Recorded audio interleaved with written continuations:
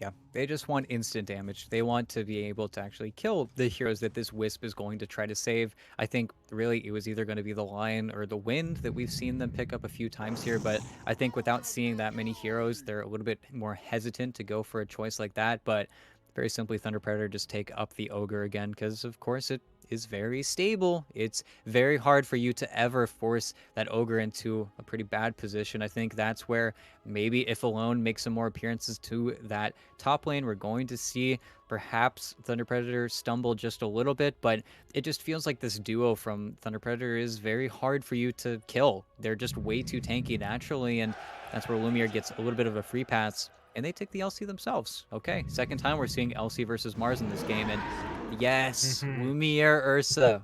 We saw this yesterday in the game that Thunder Predator actually lost versus Black and Yellow, which was a complete turnaround. But the Ursa is so good versus the Ember Spirit. It's one of the few carries that not only doesn't care about the chains or the burst coming from his remnants, but naturally builds that Diffusal Blade, which, of course, not only slows up his remnants, but forces him to play around that finite mana pool and heavily punishes it. Not to mention that it just plays so well versus this Legion commander. So Infamous are bringing this draft back a little bit. This is a really smart choice for them.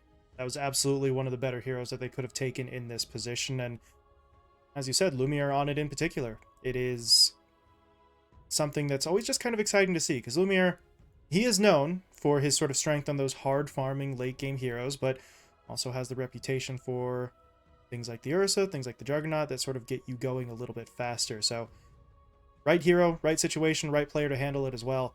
We'll see what Infamous can do here, but we're not quite done with the draft just yet. We're moving into the final phase of the bans. Thunder Predator now looking towards that middle lane in the Ember matchup. They will take away the Lesh that worked out so well for them the last time around, whereas Infamous really get to take their pick from Angel's Pool here. They start with the Troll, which we were mentioning earlier on in this event, the fact that we didn't think the Troll was going to get picked up all that often, and to be fair, he hasn't, but he has managed to slip through, what, once or twice in this event so far, so still a hero that Infamous are very much wary of.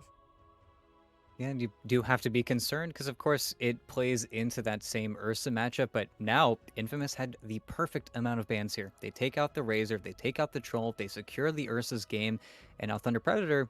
Do you switch the game up and say that, okay, Angel, you're going to play a hero like the Terrorblade? Of course, all of his other heroes are just banned out. Everything has been focused on to Angel, and I can only agree with Infamous because that is the secret of Thunder Predator. If you see that Dark Mago gets his hero first phase, if you span out too many of him, then suddenly Angel gets a free pass and he has anything but in this game. Heroes that come to mind are like the Morphling, but unfortunately, do you really want to play Morphling versus Lion?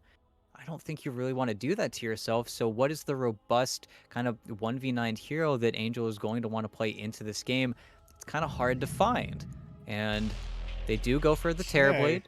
You're playing your outs here. I think it's one of the few better heroes for Angel left in the pool, but that's where the Thunder Predator timeline has gotten incredibly extended. And now we're seeing that same situation that played out for Infamous in game one, where suddenly we are going to be farming. We're going to be playing for that later timing, and any plays that we make are going to help out Angel, but if they don't work out, we are going to get crushed in our base. And of Yeah. course, now Infamous, they need to find that perfect hero. Leshrac was the best ban for Thunder Predator there. If they got Lesh Ursa, that is the perfect lineup because, of course, one kills the buildings, one kills the Roche. You both kill the objectives together, and then suddenly the game's over. So now they need to find something for Alone. They could, of course, move him over to the Mars and then end up sending Sacred onto something else here. But at the same time, if they get anyone who can lane versus this Ember Spirit and just supply a little bit more damage on those buildings, this game looks a little bit scary for Thunder Predator because, again, this T-Blee, it changes the shift. It changes the entire mood for Thunder Predator's lineup because you are now a very timing-based carry. Oh. An OD, Hmm. okay.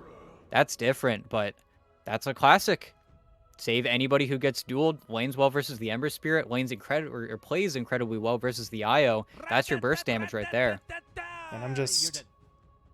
I'm real concerned about this Terrorblade, not just what you described with the timeline being extended, although that is very much a point of concern, but when the Terrorblade doesn't have a BKB, he has to be afraid. And even if he does have the BKB, if you don't preemptively pop it, you could get hit up by the Arena into the Spear, you could put the Global down, the Lion could sort of get in onto you with his lockdown as well. And if you didn't BKB before any of that comes out, they could just honestly kill Angel before he even really gets to think about the Sunder play. Then you're relying on someone like Matthew or Oscar to bail you out with either the healing or the press the attack. So it feels like this TB is carrying quite a lot of the weight for Thunder Predator, but it's still very much vulnerable. Yeah, I think this is honestly my least favorite draft from Thunder Predators so far in this tournament. It just feels like they weren't very tricky. They weren't very surprising with a lot of their picks. I think they're doing that age-old trap where you win game one and then you try to make that exact same game happen in game two because it worked. But I also feel like Infamous has just adapted in a really, really nice way. Yeah, and it is great to see that, right? After game one kind of blows up in their face a little bit, for them to come in here and put together a lineup that you feel confident looking at, right? It was sort of a far cry from some of their struggles the last time around. Of course, just because they look better on paper, they're going to have to go out and actually execute it, so you never know. Things could get a little bit funky on that front, but such a stronger position for them here as they really are hoping to get this 1-1 split and just kind of maintain the status quo in the standings right now. Yeah, and of course, we already spoke about it. It is incredibly important for Infamous to actually get as many points as they can because there is that nightmare situation where suddenly Hikori and D2, they get a little bit further ahead of you, and then you're the team that ends up not making upper. So winning this game would be incredibly important for them. And I do think they've got a very good shot. Their draft is incredibly fearsome, especially for what Thunder Predator have. If they do fall too far behind, this is a nightmare game for Oscar, to say the least. I feel like he really is the most counterpicked in this game, and there really isn't anything he could do about it. It's just the nature of second pick. Yeah, he's just going to have to just deal with it. I mean, you can say it. Obviously, it's just harder to actually deal with that kind of setup, but there's no alternative.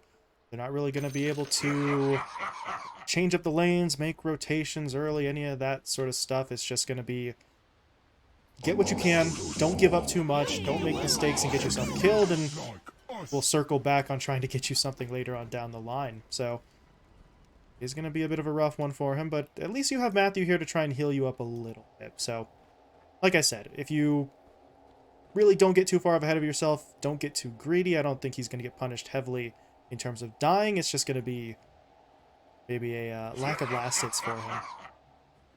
Yeah, definitely. It's going to be a problem that they really do have to deal with, and at least they have this pretty fearsome off lane. Of course, you're laning versus an Ursa, so early on, that is when you have to strike before he gets a few too many levels, and honestly, LCIO does feel pretty nice, especially once you get that overcharge level 2 is really going to be their moment, and you see that Oscar's got the OOF queued up because you can definitely overwhelm the Ursa early on, especially once you have creep pressure on him, but my worry is just after that, whenever this game does start to get underway, and that's where all eyes are really going to be on Dark Mago, whether or not he's going to be able to traverse this mid lane matchup, and whether or not he's actually going to be able to kind of edge out this game, because there's a very real situation where Dark Mago gets slowed up to the point where it's going to feel very hard for him to make those same plays just because of how hard a counterpick this OD really is. Let's see, early runes. Nope, no funny business. Even split.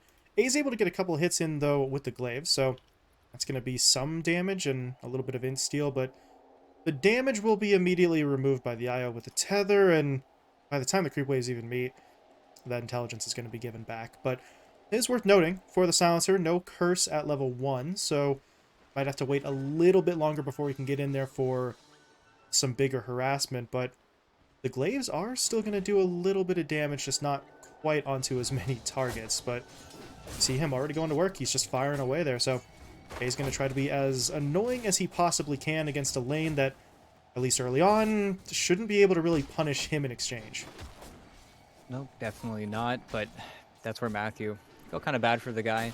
And Abe going for Glaives level 1, it's pretty interesting. I think it's mainly because Oscar, of course, is the LC, so he can very easily purge off those silences, so his hero isn't going to be too effective in that regard. But the glaives are at least going to be a little bit of harass that he can put onto Matthew, but that's where we're really looking for level 3, level 4 for Lumiere when he can actually become pretty threatening on this bear. Because the problem is if Oscar and Matthew shove the wave in hard onto the Ursa, they just right-click him underneath the tower, and Lumiere is just going to eat all of that damage from both the creep wave and these two heroes killing him, and there's not much that A can really do about it. Yeah, the Silencer never really has a lot in the way of defensive capabilities for sure, but still just using those glaives as best as he can. Meanwhile, over on the other side of the map, it's Panda on the Ogre again. So he just goes to work immediately, pushing forward, being obnoxious. Michael actually copping quite a bit of damage from that little combo, and yeah, that's going to force the salve onto him. Never a great feeling as the support to have to actually salve yourself, but at least it keeps him in this lane and allows him to actually get a nice little courier snipe there onto Angel. That's going to keep the wand out of his pocket, so a little bit less in the way of immediate regen for the TB to work with. Honestly, it's probably not going to affect him too much, but now maybe if you're the Mars, you can get in there, hit him once or twice, and that damage won't immediately get removed. Yeah, and at the same time, now that the meta is over, it's just going to be trying to take as much from Angel as you possibly can, and for Michael, staying out of the lane as much as you can, just meaning that if you give Sacred his early level 6, then of course we get to see the Mars come in full stride, and then there are some pretty scary setup plays that they can go for on Infamous where put Angel under, maybe an easy rotation from the OD once he hits level 6, and then Angel very quickly will die to that hero. Until then, though, at least Panda's going to try and be obnoxious, and yeah, Michael, okay. Nice split there to make sure that that Earth Spike only hits one, but it does still hit one, right? So they really can't continue the chase, but there's going to be the punish. Michael, he's looking for these plays, but at the end of the day, you are still a Lion. You're a very tanky, or excuse me, not very tanky target. So Sacred, in most circumstances, is going to be able to sort of stand in front and act as that buffer, but in the instances where Michael does get too far forward and Panda has the angle, the Lion has to be very careful. Yeah, and Reflection, it's just a very efficient tool for these trades, and actually Bamboo, oh, yeah, there's the spear. dead. Okay. Well, just when I said Michael needed to be the one being careful, he says, no, man, I'm setting up for the kill. Earth Spike into spear, and Panda, well, didn't have a whole lot of health at the start of that fight anyway, so they're able to take him down. First blood goes their way, and now if you're Angel, this lane is going to suck for just a little while until your support gets back, but Panda doesn't actually spend too much time out of the lane, so he is back in, and his presence should make things a little bit more bearable for Angel. Meanwhile, up in the top lane, Lumiere's getting hit up a little bit, as you described. Once they start getting those levels, they just try to hit him underneath his own tower, and they're hitting pretty hard. Oh, Lumiere, he's dead. yeah, they got him. And now, Hey. yeah, you need to start running. There's really nothing left for him to do, as Oscar's going to get both of those kills. Yeah, they do exactly what they need to do. They get the creep pressure on top of the Ursa. I think they're both doing a good job with just forcing in this wave constantly, and unfortunately for Lumiere, it's not like you have very much wave clear, and that creep pressure is just way too much. Not to mention that overcharge, that second point. Oh, Oh, Matthew. the Fury swipes on Matthew. Gotta be He careful, didn't get it press the first off. attack. Oh, I mean, now it doesn't Lumiere, though. remove it, but it does allow him to get away. And yeah, now your bear is in a very awkward spot. They're going to try and track him down, and he might actually just get caught in the same spot. But look at A, try to do as much damage as he possibly can. Lumiere hops through the tree line, and now this duo from Thunder Predator are the ones who are stuck. The creep wave comes in behind him. They've got to cut their way through, but that means Lumiere can get nice. back in for the damage. What is this absolutely clowny Oh. scenario? Oh my god, okay. Oscar gets in there. I think he got a moment of courage proc in as well, but Lumiere maybe should have cut his losses there. He got the one kill, needed to back away, tries to go for two, and the greed does not pay off for him as Oscar gets the kill, walks away, and then down bot, Angel jumps in onto Michael. So Thunder Predator really starting to turn it on a bit in these first couple of minutes as they rack up about 2 or 3 kills in a row. Yeah, and they make the exact same play. They just go underneath the tower. Unfortunately, Lumiere just didn't respect his opponents there, and yeah, Alone caught him. That's what happens. You don't respect the OD for a second there, you get put under, and then you immediately die to the Sanity's Eclipse. Very well played from Alone, and Alone, I mean, look at his CS, speaks for itself. He is making this lane just about as bad as it should be for Dark Mago. Fortunately, Dark Mago is the one that actually tanks that death. It's not going to be felt in the side lanes, but at the same time, Alone is just absolutely massive and not going for that Meteor Hammer build that we've seen the other OD in this tournament fall trap to. Instead, he's going for this right-click build, and I mean, look at the orb hit. It just does so much damage. Yeah, your Ember Immediately has to try and pop that Flame Guard to absorb that damage. Meanwhile, what's going on in the river there? Panda trying to push forward with Michael. They're going to sort of keep each other at arm's length, and it's Matthew who ends up grabbing the runes. So you have an Invis Isle for what that's worth, and they're going to try onto Alone, but that Earth Spike coming in, they get the Hex down as well. Alone looking for the damage, and that might just be... No, not going to be enough. Dark Mago will survive it, turns around for the Sleight of Fist, but Alone was already out of the range. So both supports rotate in on both sides of the matchup. No kills coming down there, but Dark Mago certainly the one looking the worst for wear, as Matthew's got to sort of stick with him to keep him healed up.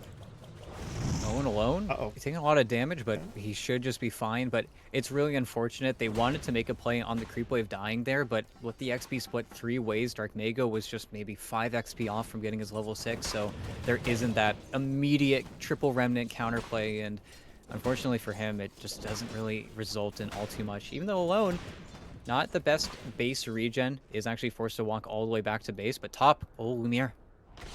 They dueled, but they failed. Okay. Oh. Yeah, duel is unsuccessful, but Lumiere... Where does he go now? He's got a Morbid Mask, so he doesn't have to back away if he doesn't want to, but still needs to be very careful. We saw it before. They were able to get a couple of kills onto him even without that duel. That was before the Ursa was approaching level 6 like he is, but I say approaching because he's not actually there yet, so the Enrage wouldn't be available, and you actually see the support TPing in. Alone.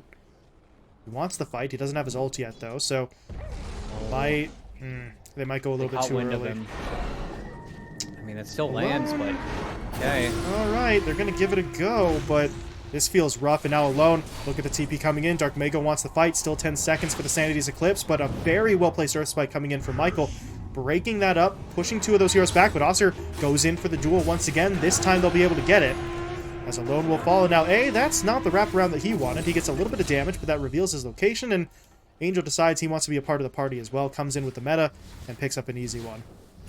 Yeah, they really forced that fight in a position where Sacred has absolutely no way to get involved, so it feels a little bit strange from Infamous to press for that, and I think really Alone making the mistake just turning around. That turn rate really ended up killing him there, just giving Oscar that range on the duel. I think he wanted to maybe get another Astral out onto him, but still, that's a very unfortunate kill to give up. He didn't have that Sanity's Eclipse when they originally made that play as well, but okay, here comes Sacred. He can show up to this, but unfortunately, ATP before him. Do they just get to walk out? There's no way. He's got the Arena. Yep, there it is. Okay. Arena comes in. They should still find this. Yeah. Press the attack. Well, I don't think that was going to save him either way, Michael. I admire the ambition, but you are alone there, and Matthew's able to walk out, and they do get it. But yeah, that was maybe a little bit of a miscommunication with ATPing in first, but they do still find it. It's just not as clean as it could have been, and now Matthew may have lost his original partner, but he can go help out Angel, who's taking the Ancient stack. Yeah, it's just very seamless. You would have loved to get both, but of course you'll take what you can get, and it's incredibly important for Sacred to continuously make those plays, because look at his farm. He's getting really close to that blink, only about, what, 700-800 gold away, and then you can see them make even more plays like that, especially to try and get aggressive onto these towers. But that's where, unfortunately, the one aspect of Alone's build that isn't too fantastic, and nice remnant out from Dark Mago in mid, is that without that Meteor Hammer, your way to kill these buildings has not been solved in this OD in the slightest, and the style choice means that they need to find kills, and that's where everything falls and kind of stacks on top of each other, where if the Infamous are great at killing their opponents, fantastic, but how do they actually get this game underway? Because you already see them pretty much unable to put any pressure on that safe lane tower, even though nobody's down there. There's absolutely no one in the bottom lane, and Lumiere will take the space, but at the same time, you can't help but feel like they want to get this game started just a little bit more than it already has been. Nope. They want the fight. They're pushing in mid. Dark Mago, though, gets stunned up underneath the tower. There's going to be the Sanity's Eclipse, and that was not a good idea. He jumps in, and maybe he didn't realize there were that many heroes there, but either way, he walks directly into the trap. Stunned up, taken down, Panda falls as well, so you go from trying to chase the OD under the tower to basically handing over a couple of kills to him. Yeah, and really well played from Michael. I think Michael hiding his presence there for as long as he could, just making it so that way there really wasn't that great idea for a dive. And I think Dark Mago does that, seeing that A is also level 5, so that he knows that he's not going to get globaled, but at the same time, I think just giving alone 2 free kills is not a really smart choice, and that's whenever there was no really rotation from Sacred either, because again, it was just a fight a little bit too far away from the towers, so you don't have that TP reaction, but at the same time, Sacred is not only defending the top tower, but also finishing up his Blink Dagger, and I think that really is the breaking point for Infamous to actually find their moment in this game. Unfortunately, Angel is not giving him any time to breathe here by just hitting this mid-tier 1 tower, and there's no defense. You know, Oscar kept them all busy up top. 3 heroes chased him down, but when they weren't able to get him, press the attack, removes the debuffs, and he walks away while his teammates claim the objective. And now they're going to try to push Alone out of this triangle area. Dark Mago can't track him down for any sort of kill, but now they have an opportunity. You see, Relocate's coming in. There's the global to cancel it, though. So Lumiere is going to try to outrun this, but you have Panda and Dark Mago still coming in. The Enrage is popped early, so Panda was still able to get the Fire Blast, but still does reduce the duration there. He's able to Earthshock himself out, and Thunder Predator, they miss a bit of an opportunity, but well, your global's down, and a little bit of what we were talking about in the draft. Now, what do Thunder Predator do while this ability is cooling down? Can they find the aggressive plays they need to really put Infamous on the defensive? Spear stun connecting onto Dark Mago. They get the Earth Spike in as well. They get the Hex down into the finger. Michael finishing it off, but Sacred, that's exactly the play they wanted. The Blink Dagger is going to be revealed, but you get probably the best kill you would have been able to find there.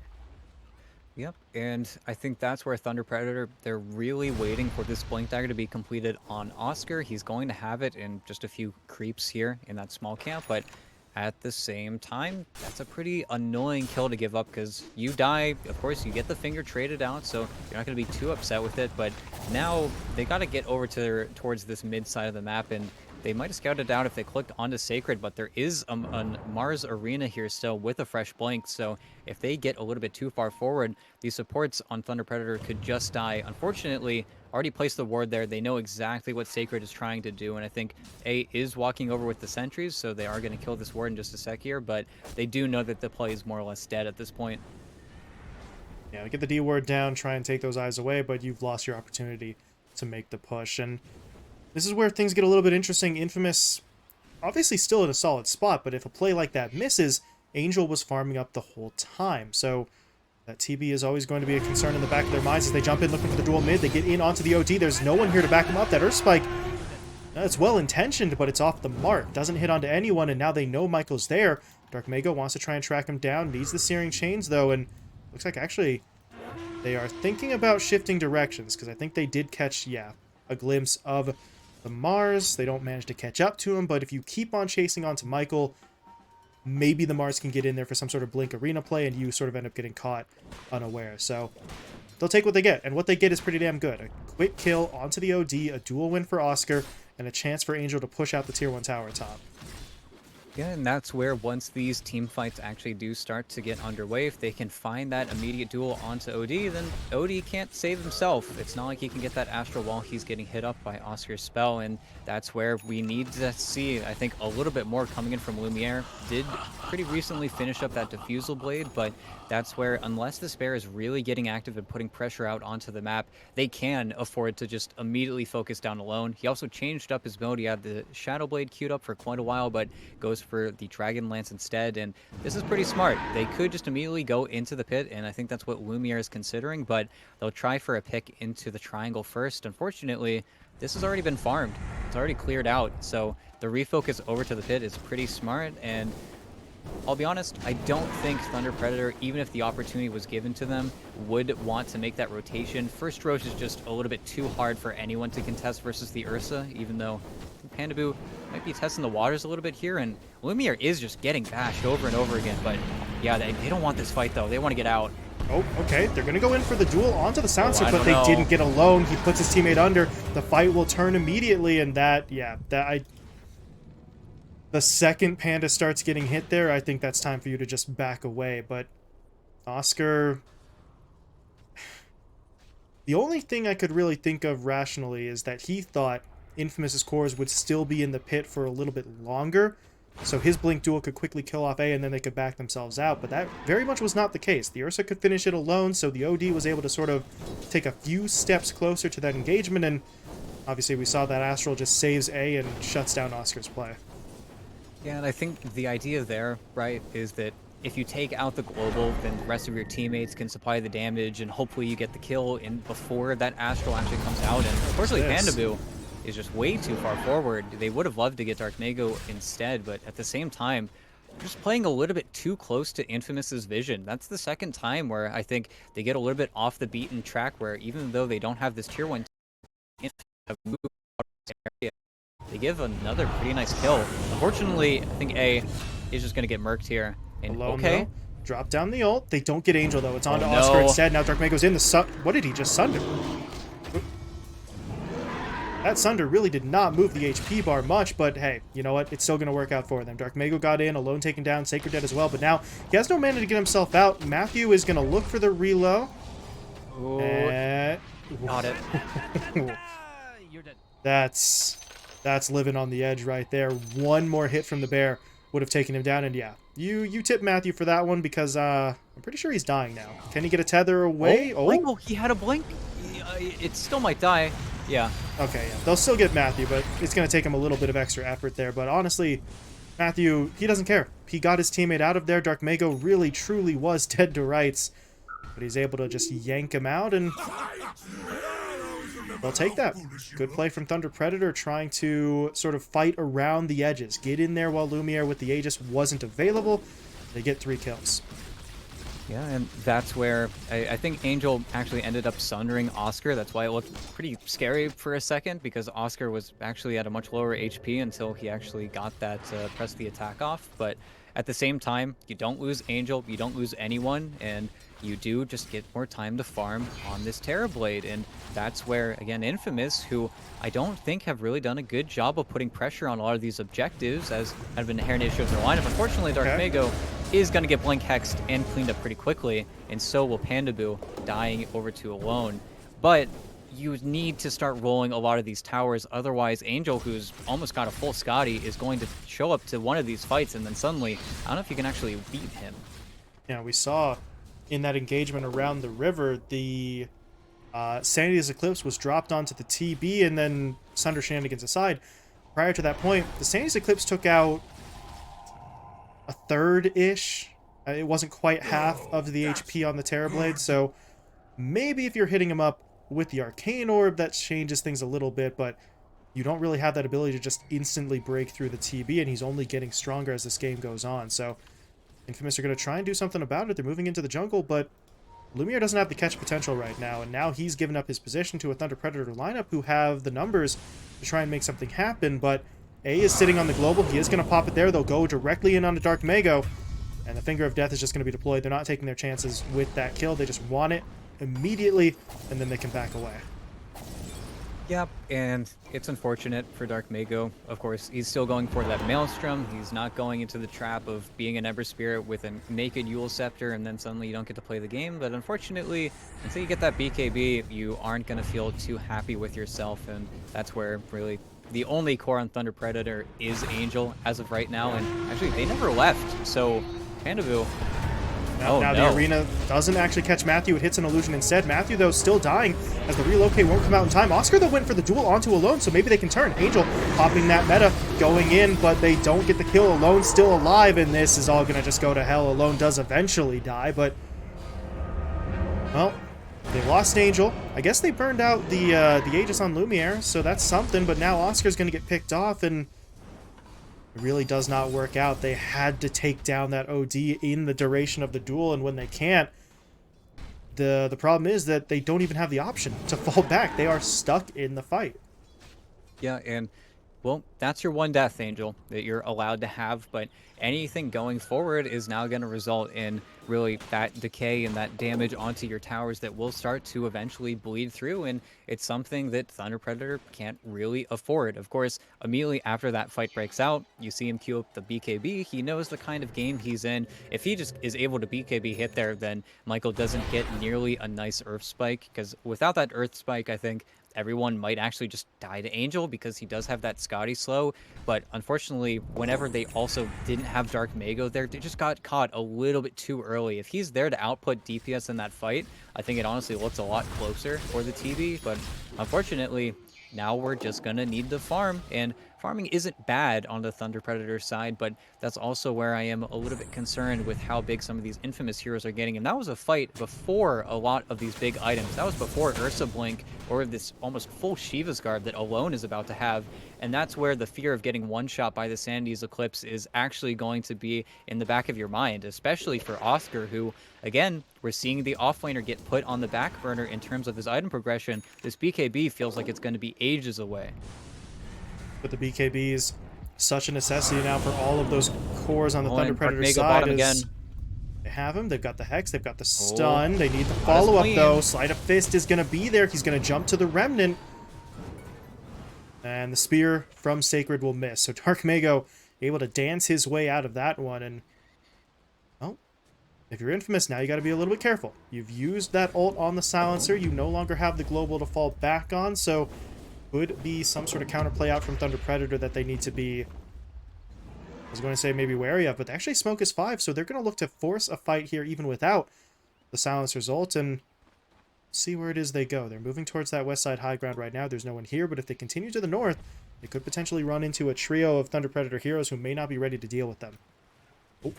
Smoke just Immediate popped. pop. Sacred goes in. There's going to be the spear down onto Oscar. Oscar dropping low. Earthspike keeps him locked in place. Angel's going to try to fight, though, but look at his HP. It's just dropping rapidly. They hexed him before he can get the Sunder and Michael every single time. Michael's just there to shut this down, and now Dark Mago, he's just got to run for his life, but the spear is going to lock him in place. Press the attack will not be enough, and he will fall. Now Sacred blinking in. Panda's got to just stay back and sacrifice himself.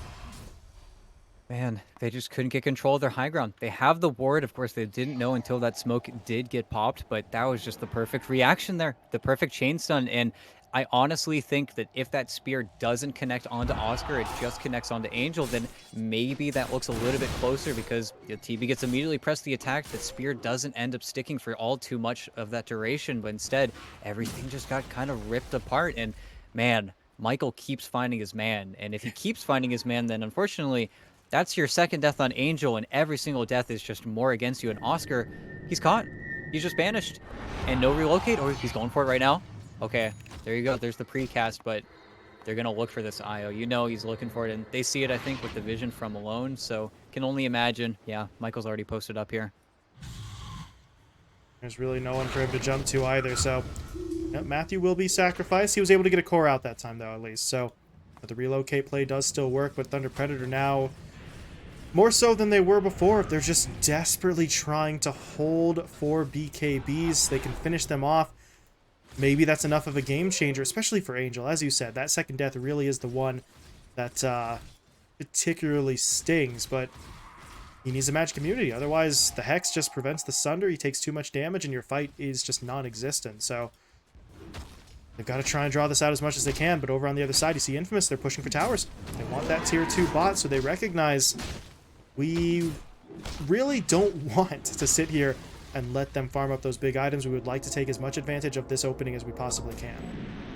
Yeah, and if you're Thunder Predator, ideally, you start the fight on Alone with another duel. We haven't really seen that from Oscar since that first smoke up where he was able to catch out the OD without any teammates behind him, but once this 5-man actually gets started from Infamous, it's incredibly hard to actually break them up. I think that's where maybe on the Thunder Predator side, you see them go for some more split push play. Of course, just with the creep pressure from those Conjure images, you were able to claim that top tier 2 tower, but you need to keep looking for these opportunities, and Angel does have the BKB, and this is where I think everything is going to refocus around that Roche fight. You'd love Dark Mago to also get his BKB before that real objective becomes the next focus of the game, but that's also where I think Thunder Predator, if they get this next Aegis, they have that type of lineup where they win one fight and then suddenly they're immediately back into the game, and that's where Infamous definitely need to be a little bit scared. Of course, Lumiere finished a BKB of his own, so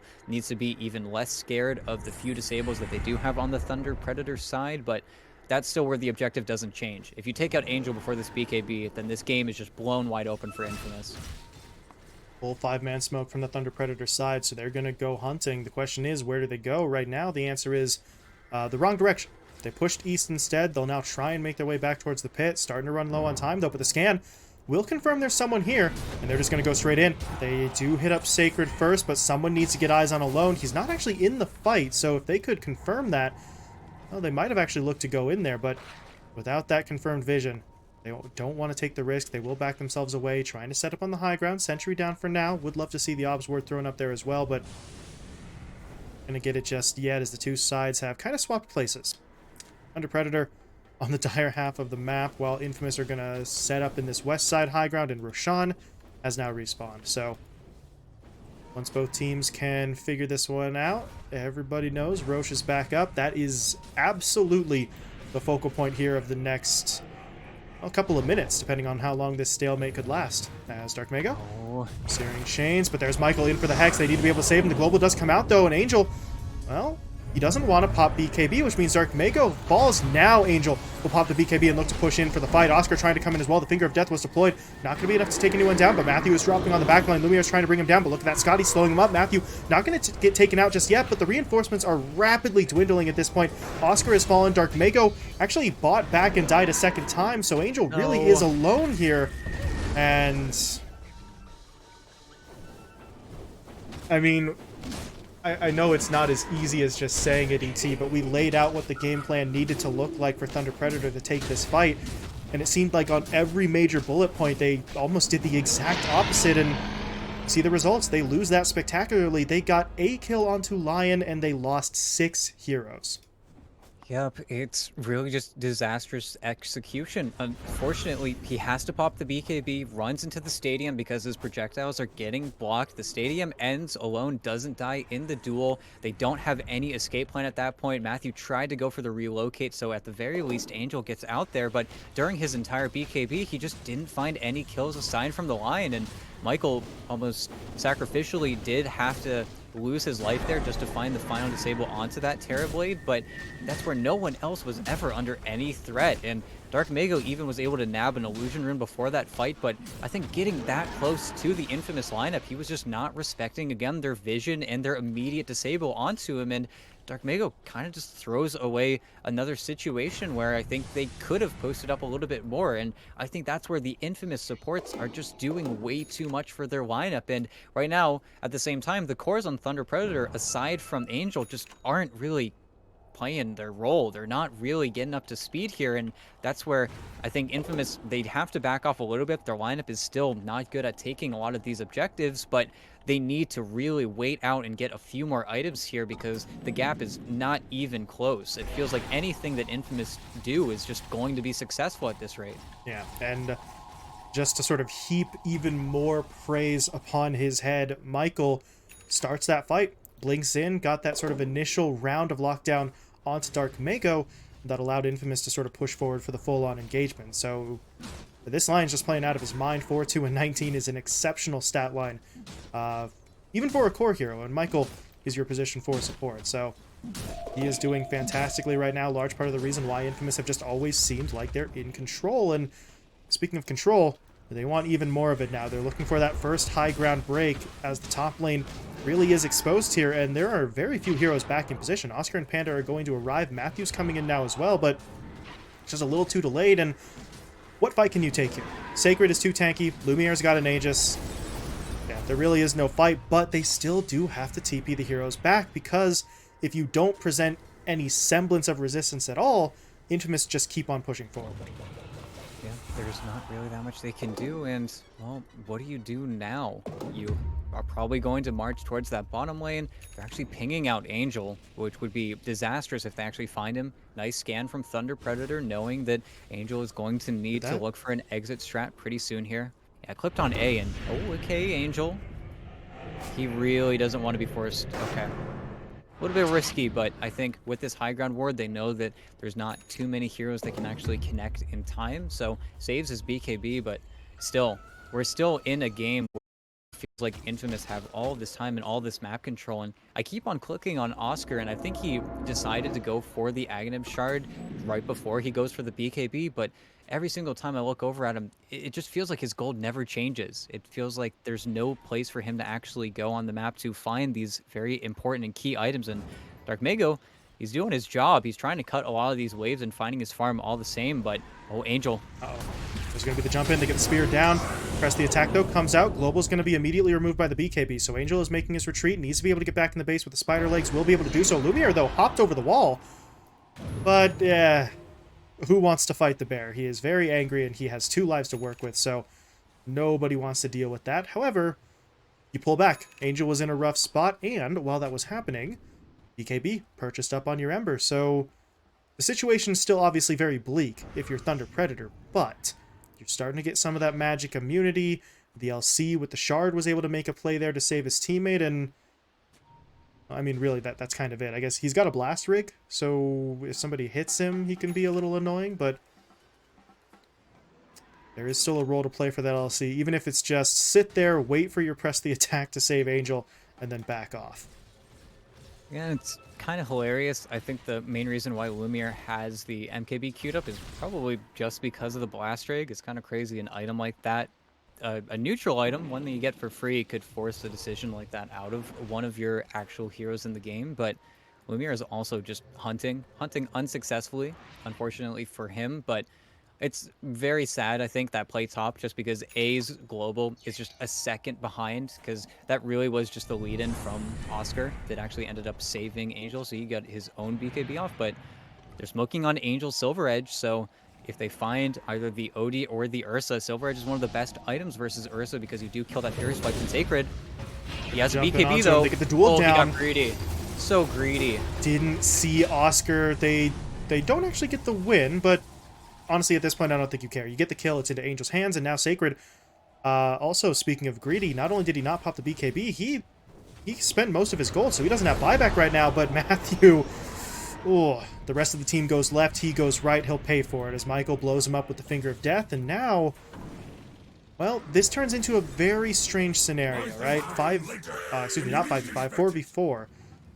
Thunder Predator don't want to deal with that. If it does come down to a fight, though, the IO's got a buyback and a relocate, so you could sort of emergency TP him in there to try and heal somebody up, but they would very much prefer to not need that buyback in the first place, so they'll back off, they'll take an outpost, and they will continue to farm, which for Angel, I mean, this is a Terrorblade, right? At the end of the day, it didn't matter how far behind you are. If you can keep farming on a TB, there will always be hope for a comeback later on down the line. No, definitely so, and that's where Infamous, they don't feel the pressure yet, but it's also where you see stuff like that 11k gold lead has been the same for a good 5 minutes now, and it's that stability that Thunder Predator are looking for, and they're definitely able to claim at least a little bit of it right now. And that's where, if you're Infamous, you might start to feel the pressure in a few minutes here. Of course, everything is going to come back towards that third Roche.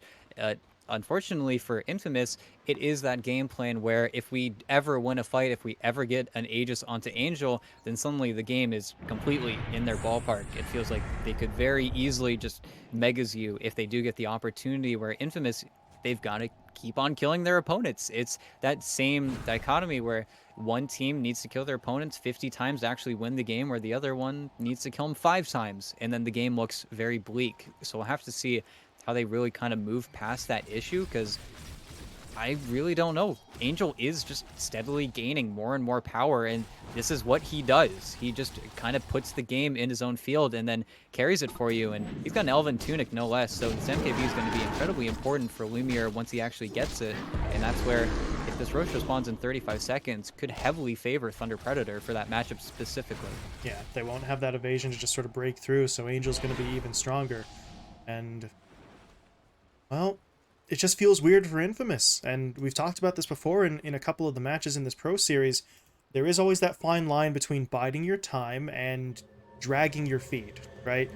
You want to wait, you don't want to rush, because if, hey, we get punished in a team fight, as you said, Thunder Predator really only need to win 1 or 2, but if you sit around here and you wait because you're afraid of losing that fight, then you make it harder to win the fight that does eventually have to come, so I don't know. Do you try and force the issue, or do we wait for Roshan? But it's not an instant respawn, but it's pretty damn close. 10 seconds away from Roche respawning, and as you were pointing out, we are not sitting on that MKB yet, so the Predator have a chance. They could get in there.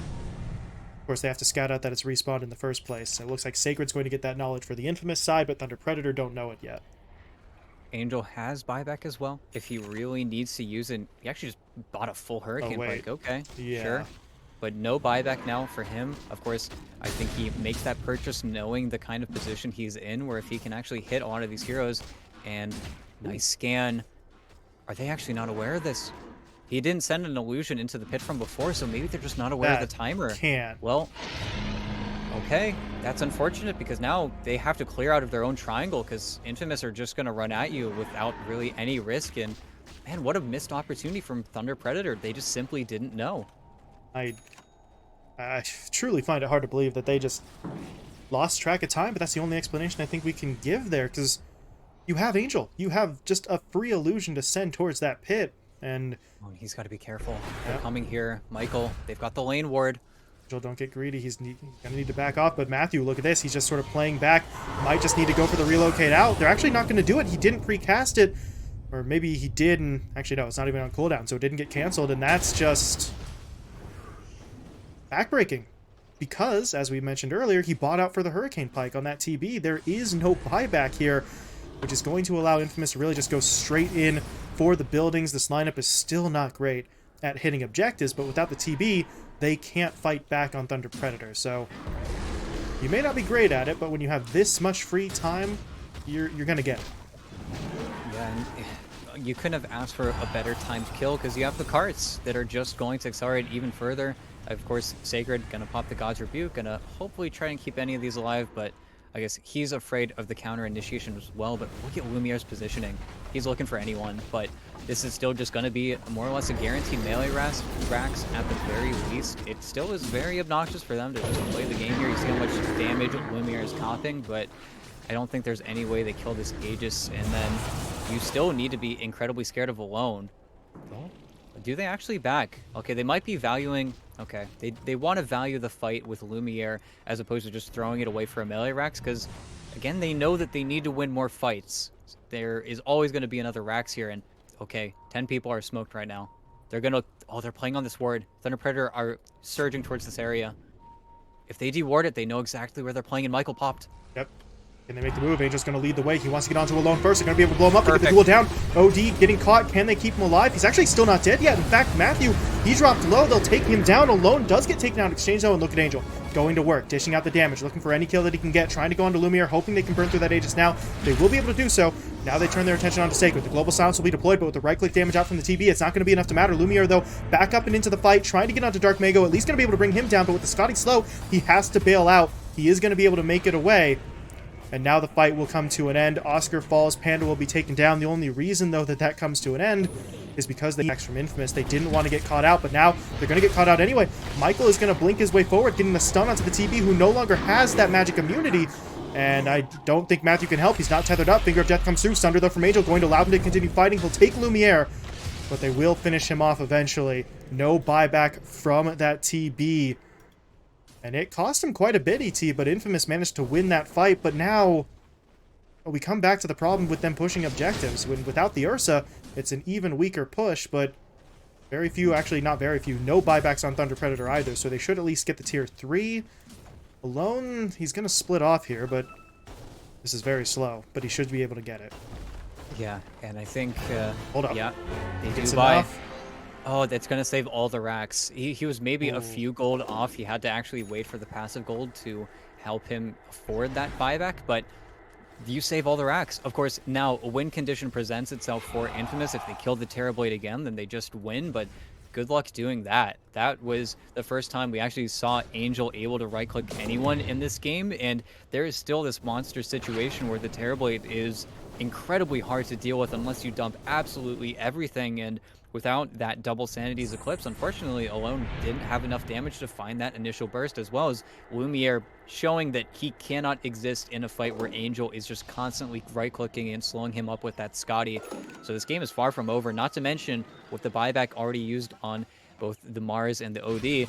If Thunder Predator turn it around and they find another duel, then suddenly this game looks almost oppositely over.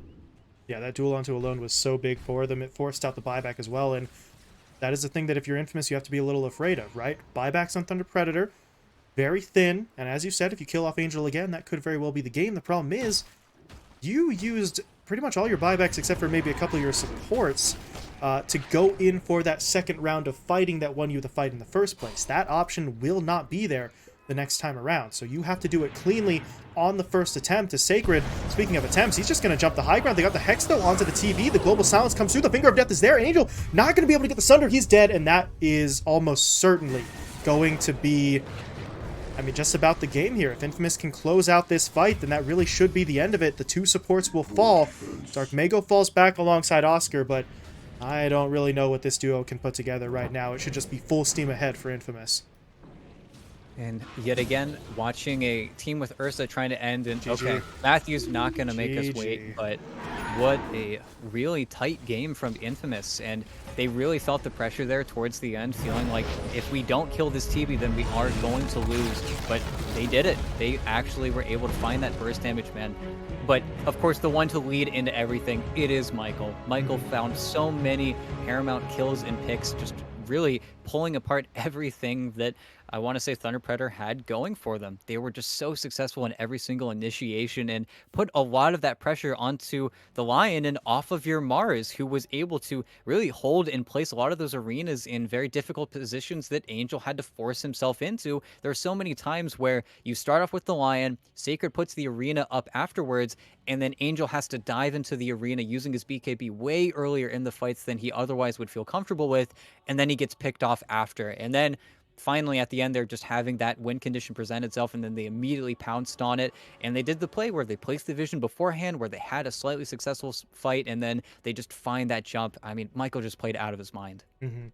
Michael, so big there, because if Angel pops that BKB, who knows how that fight goes, right? He'll live a little bit longer. Maybe he gets the Sunder off. Maybe Matthew's able to tether him for a significant amount of time. Instead, Sacred jumps in first. Thunder Predator basically, and I think this is the really big issue for them, they assumed this is Sacred trying to make a play all by himself. We don't need to pop our BKBs, but, well, I don't know. I'm no pro player, but at that point in the game, 35 or so minutes in, Sacred is never going to be making a singular solo play onto a high ground unless he has vision and he has backup. And then Michael takes that opportunity, jumps in, and that's really just the end of the game. Once you get that Hex down, Angel is straight up dead.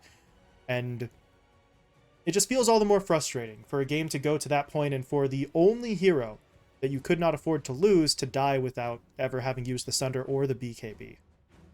Yeah, and at that same point, the one thing that could have saved him would have been that press the attack, but that's also where Oscar, who it felt like he was never going to get that BKB, and unfortunately he decided to not go the BKB because he needed to pop the Lincolns on alone. It was just the pressure coming from that lead that Infamous were able to get, which then in turn makes your silencer feel incredibly valuable and even more important. And unfortunately, without any other natural dispels or any time or items to be built up by the other supports, you just weren't able to do anything. That global is really what ended up kind of killing Thunder Predator, not to mention just the lead that Infamous had the entire game, also making it near impossible for Oscar to play. So it's unfortunate, but also just fantastic and really well played from Infamous, because they needed that point to really get them out of that danger zone, and they're going to feel a lot safer now going versus D2 tomorrow. Yeah, just honestly exceptional play out of every single member of the team. You've got Alone and Lumiere sitting on double-digit kills. You've got Sacred, A, and Michael, who are all approaching that sort of 30 count on their assists. So they were absolutely everywhere they needed to be. They executed the lineup to absolute perfection. And Thunder Predator, they were able to draw it out for quite a while, but at a certain point they run out of gas and they just fall in the face of this continuous onslaught from Infamous, which, as you said, now gets them that all-important point. They remain just that little bit further ahead from the likes of Hikori and D2 Hustlers. But Hikori, specifically, are going to have a bit of an opportunity to try and make up some of that ground, because they are the squad moving into our final series of the day here. They do have a rather tough challenge in front of them, though. They're going up against Lava, who, technically speaking, are below Hikori in the standings, but only because they've only played about 2 or 3 series so far. So this Lava squad is one we're very much familiar with in terms of personnel and what they're capable of. Still one of the stronger teams in the region, but Hikori have a chance to really push themselves up if they can win that matchup. So we are going to be moving into that final best of 2 here. We are actually really right along that schedule. So the 2 teams should be getting themselves ready to go and into that lobby. We will have that final series on deck for you in just a little bit. So We will be taking a short break. When we return, game 1 between Hikori and Lava.